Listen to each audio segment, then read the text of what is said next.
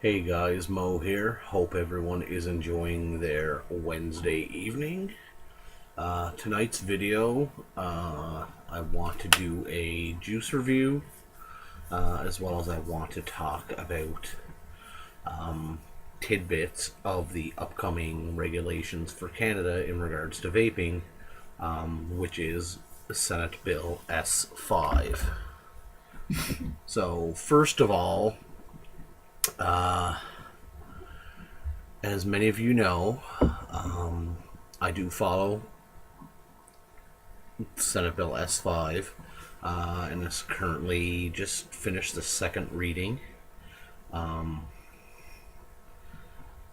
in the Senate as we speak.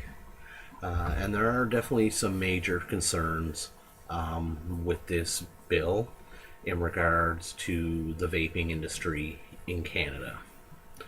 The most concerning, pressing issues seem to remind me almost very similar to what's going on in the US with the FDA deeming regulations in regards to vaping. Now, with the Senate S-5 bill, a big part of it is not being able to communicate any differences in regards to the relative risks between vaping and combustible tobacco. Now this falls into pretty much everything out there. So you wouldn't be allowed to cite scientific studies. You wouldn't be allowed to cite news articles. You wouldn't even be allowed to cite what somebody else said in regards to it in their own personal opinion. You wouldn't be allowed to communicate any of that under this new Bill S-5, which really takes away us as Canadians. It takes away our freedom of speech, and as former smokers who no longer smoke combustible tobacco and have switched to a healthier alternative, or even for those individuals who are still smoking and they want to quit, that is with this regulation. This takes away not only their freedom of speech, but it also takes away their freedom of choice. We as adults, we are free to make choices for our lives that will best result in the healthiest, best possible life available for us. If we allow the government to pass this bill as it stands now, our freedom of choice, our right to choose a healthier alternative, our right to speak our minds, our freedom of speech, our right to access information, that's all taken away with this Senate bill. So that is a very, very big concern of mine, and it's something that myself personally I feel is unconstitutional, and we can't allow this to happen, guys. Another thing with this bill, I know it's been beaten to death over and over and over and over and over again, are the youth. We must think of the youth. We have to protect the youth from nicotine addiction. We have to protect the youth from vaping, because it's going to lead into a gateway. It's going to be the gateway that leads them to smoking conventional cigarettes. This has been beaten over and over and over and over and over again, and that could be the farthest thing from the truth. Okay? I mean, as far as the gateway aspect is concerned, that's been debunked numerous times. There was actually recently a study done as early, I believe it was last week, at the University of Boston and Buffalo, that they did a study with 50 youth. It ranges 12 to 26, and 90% of those youth stated they believe that e-cigarettes are a healthier alternative than combustible tobacco. And these students, this youth, I should say, youth is a better term, they also stated that they use e-cigarettes because it is a healthier alternative. And it would make no sense. It's perfectly illogical to think that someone who is using an e-cigarette, which is a healthier alternative, is going to stop using that healthier alternative and move to a more dangerous, proven dangerous thing such as smoking. I mean, the youth are not stupid. They are very smart. They know what's going on. They realize that e-cigarettes are healthier, and they're not going to make the switch going from vaping to smoking when they know smoking kills and they know the vaping is 95% safer than smoking cigarettes.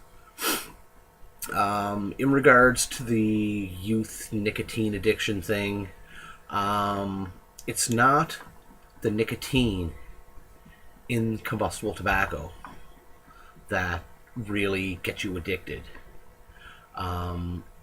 It's all the other chemicals in a tobacco cigarette that really what makes it addictive. There's things in there like formaldehyde. You know, they preserve dead bodies with that. There's benzene. There's carbon monoxide. There's hydrochloric acid. There's all these different chemicals in a tobacco cigarette. And that is what causes the addiction itself, not the nicotine. By itself, when nicotine is simply by itself, it's about as addictive as caffeine. And caffeine has a minimal addictive effect on the human body. This whole youth getting addicted to nicotine, it's completely bogus. And like once again, that's been beaten with a dead horse as well. The other thing is the flavor bans. Now, I'm not sure about anybody else out there, but I know myself. I vape, and I like the flavors. I like the variety of flavors. I do not like tobacco flavors in my vape. I do not like menthol flavors. I like sweet, bakery, dessert, that type of flavors. That is what keeps me vaping, the access that I have to flavors. Vanilla custard, blueberry pie, cinnamon rolls with,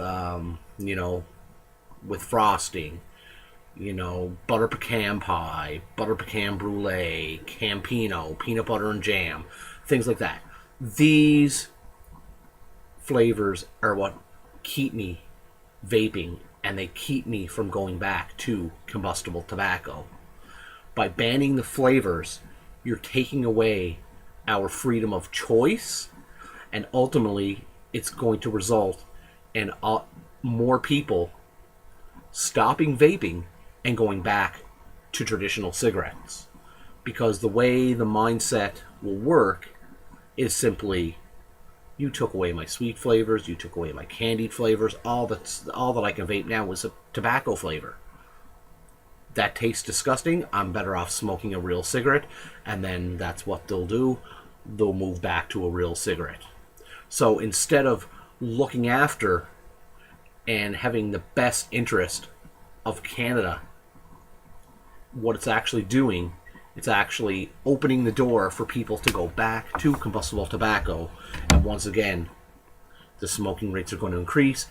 More people are going to die from cancer and combustible tobacco-related diseases.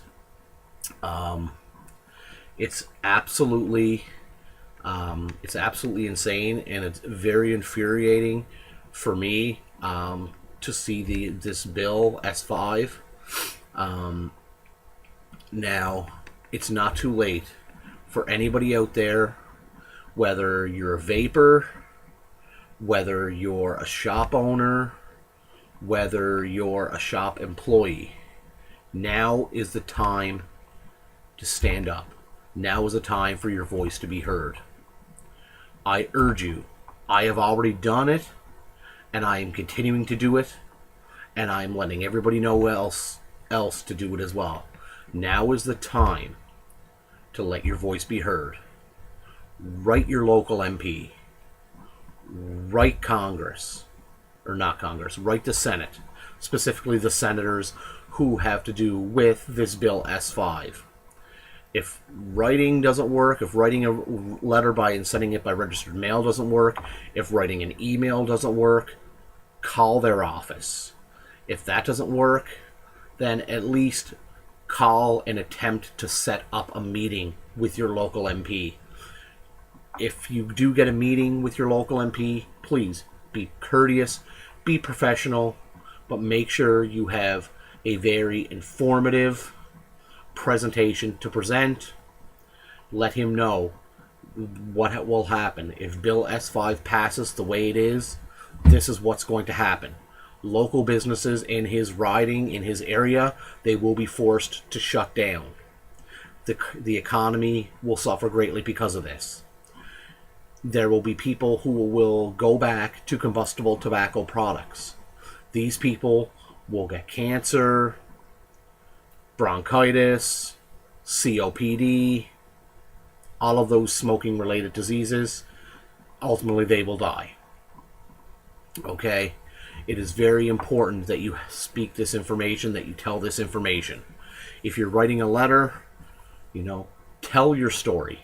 Tell who you are, how long you smoked, how you got introduced to vaping, how vaping has helped you, and how vaping has helped others around you. Tell them, what type of flavors you like to vape. This is what will happen if flavors are banned, etc., etc. Now is the time to speak up. I've already wrote my local MP. I've called with no response. I obtained a list of senator emails from one of the vape groups that I belong to on Facebook, and I sent an email to every senator that has to do with this bill in Parliament and in the Senate. Thus far, I have not received a response back. I am going to wait until the beginning of next week, and hopefully I will hear a response back. If not, then I will be taking the next step. I am going to contact my local MP's office, and I'm going to set up a meeting with either him or one of his representatives to speak in regards to Bill S-5. Now is the time, especially if you live in a small community like myself. I live in Sydney. Okay, it's not as big as Halifax. It's not as big as Toronto. It's not as big as Quebec. It's a fairly small city in comparison to some of those larger cities. Okay, so we around here, we vapors, our business owners, our shop owners, we need to stand up, we need to write, we need to call, we need to email, we need to let our voices be heard. I cannot stress how important this is again. If Bill S-5 passes the way it is, the vaping industry will be crippled. It is essentially the exact same thing as the FDA is doing down in the US with its deeming regulations. The only difference is there is no predicate date. By predicate date, and if you're not familiar with the US deeming regulations, one of the US deeming regulations is the predicate date. Basically, anything on the market before August 28th of 2007 is grandfathered in, so that does not need any pre-market approval or pre-market testing or any rigorous application filing process. Those products can stay on the market as is. Anything come to market after that needs to be approved by the FDA. You have to fill out forms. You have numerous hoops to jump. You have to have, scientific research. You got to be able to back up the research showing the pros and the cons of vaping. You have to be able to prove how it is beneficial to public health. Okay, you have to have the ingredients contested. You have to have all the components, how they were made, this, that, and the other thing. It's a very lengthy process, and it's a very expensive process.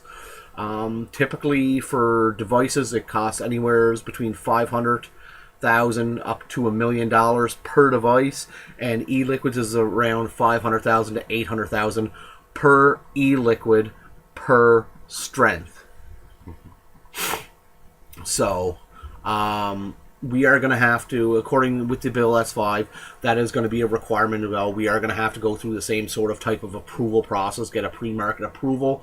However, I'm not sure if it's going to be a pricey or a very lengthy process.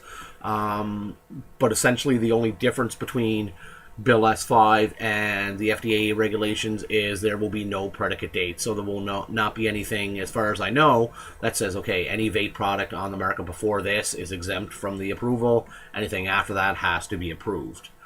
Okay, if this happens, like I said, the vape industry is going to be crippled. It's going to open up wide open for the black market. And everybody knows what happens when you're buying products off the black market. Because there's such a high demand, costs are going to be cut dramatically because each company will be undercutting each other just to get your business. However, with costs being cut, quality will be cut as well. Safety will be cut. Everything that makes vaporizers and e-cigarettes safe today, quality, safety standards, and testing, that will all go out the window on the black market. What you're going to see happening is devices are going to be a lot more dangerous. They're not going to be put together properly. They're not going to be tested for safety. They're going to lack safety features. And what's going to end up happening is they're going to catch on fire, or if they're going to short, your battery's going to blow up, and people are going to get hurt. This is what's going to happen. This is why it's so important to contact your local MP, to contact the senators that are sitting in with this bill, S-5. Let your voice be heard. Guys, I can really not stress it enough. So that's the end of my rant for tonight. Remember, when you do contact your MPs and the senators, be polite, be courteous, be professional, but be to the point, and let them know your story, how vaping helped you, how it helped others around you, and this is what will happen to not only public health, but this is what's going to happen to the economy and, all across the country if this bill goes through as is. Okay?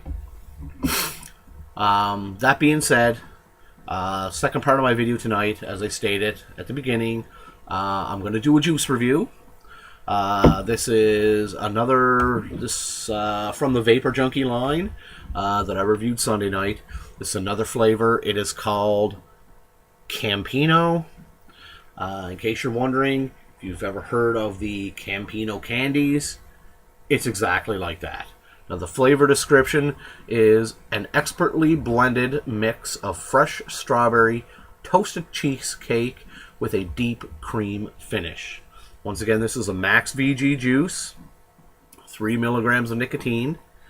And tonight, as always, Cooper 220 watt. Using Velocity RDA, dual Clapton build, 5 wraps apiece, coming in at 0.29 ohms. Running tonight a little bit higher, about 105 watts. Once again, I do want to give a shout out to all the guys at Vapor Junkie in Halifax, Nova Scotia. Keep up the wonderful work, guys. You guys make a fantastic juice. And we're going to go ahead now and vape this, and I'll be back with my thoughts on the juice.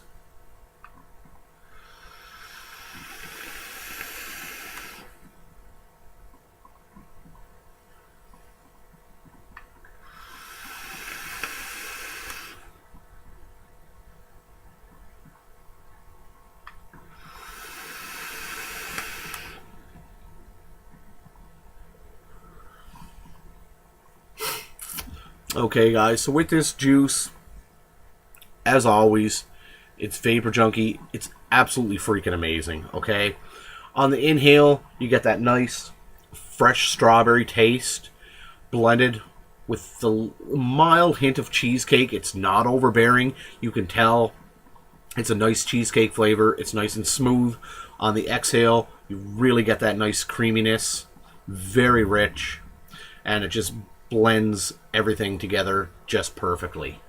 This is easily could be considered an all-day vape, especially if you're like me and you like this type of vape. This is definitely a good vape. Once again, it is Vapor Junkie, Halifax, Nova Scotia.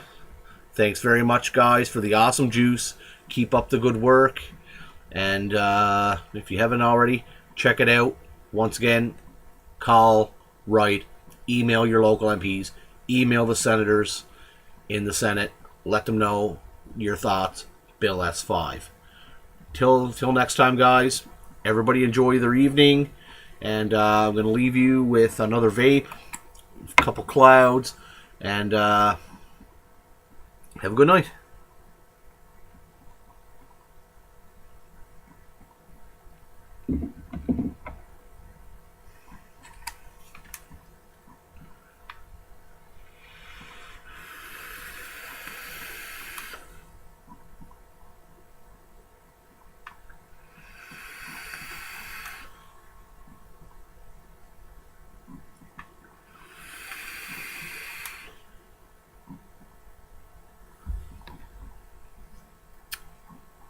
See you later, guys.